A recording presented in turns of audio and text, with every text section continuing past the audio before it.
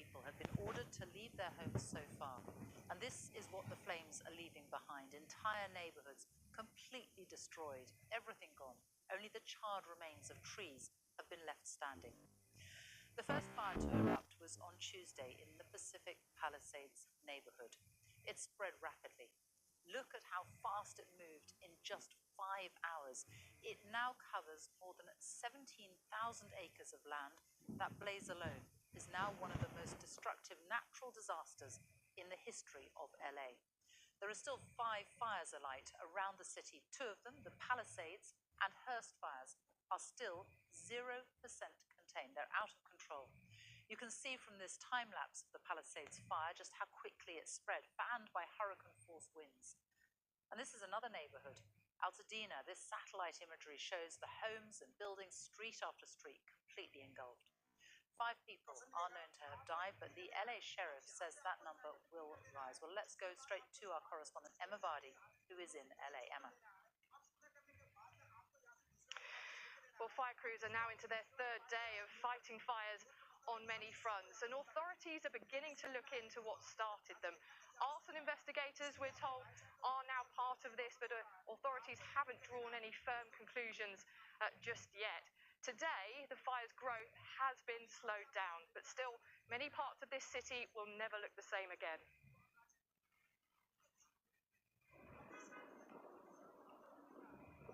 Still they burn. The most catastrophic fires Los Angeles has ever seen. Overnight, the Hollywood Hills resembling a disaster movie. A huge crescent of flame engulfing an iconic community of California. More than 130,000 people have been told to evacuate their homes. Here, just one of many properties engulfed, turned to a shell.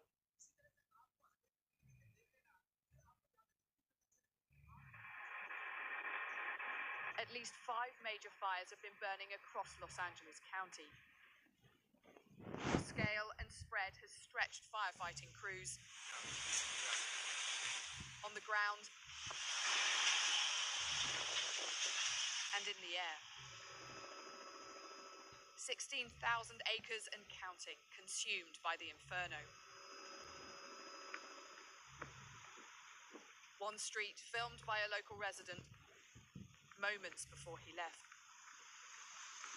I thought maybe I would be able to get some extra stuff that we didn't think, and come to see that the whole street is just gone. It's like a war zone. And we had so many memories in here that cannot be replaced. I had these great old pictures of my grandfather from World War II, both grandfathers, and I was going to get them framed, and now they're gone and they're lost. And I had so many things that are just lost forever. It just, I know we're safe, but I don't understand. The scale of this disaster is clear to see. This is Pacific Palisades, block after block, a blanket of destruction. More than 1,000 buildings burned in this community alone. Emergency services unable to save them. We had everything, like the sentimental things. Like, my mom passed away. I had only a few things of hers left.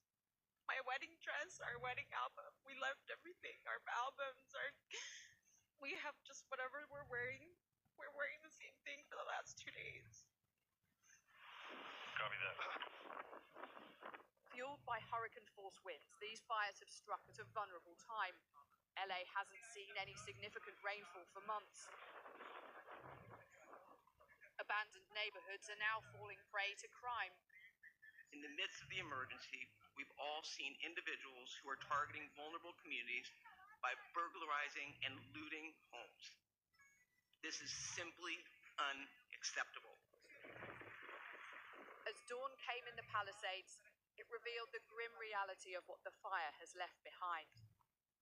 There are miles and miles of streets like this, an utter shock at the devastation here. Communities just vanished, now ghost towns, and once dream homes turned to dust. No one is immune. Mansions now ash. The homes of Jennifer Aniston, Adam Sandler, and Paris Hilton among those evacuated. And this was filmed by the wife of Take That star Mark Owen as they escaped through the flames. Some are returning to the ruins to see what remains. A scene that will be repeated in this ravaged city over the coming days.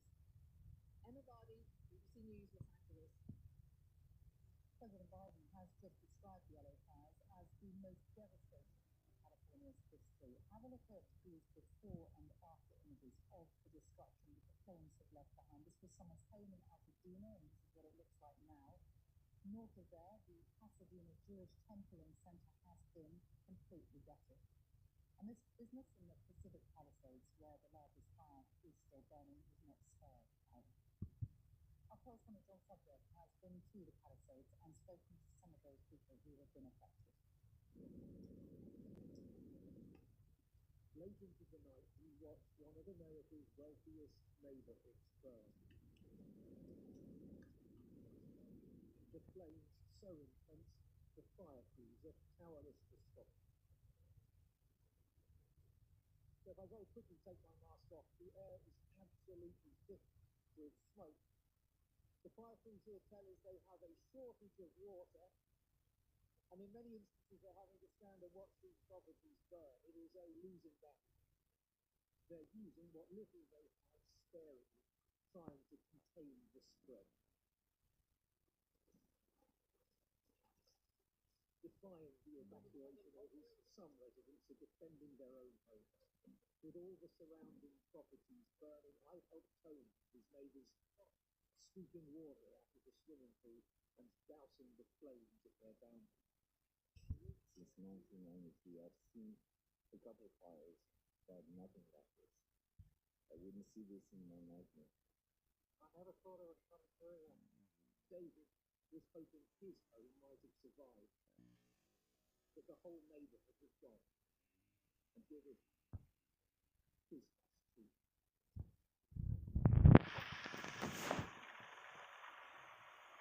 I would have thought I'd be seeing more planes flying over with water. I mean, there appears to have been just two. I mean, in California, are there not like 20 or 30 of them? They could have got you already. I would have thought the firemen would like take a stand on a certain area. Maybe they did, and I'm just not seeing it. But wealth and privilege are no protection from this disaster, with the ordinary human defences rendered futile in the face of its devastating force.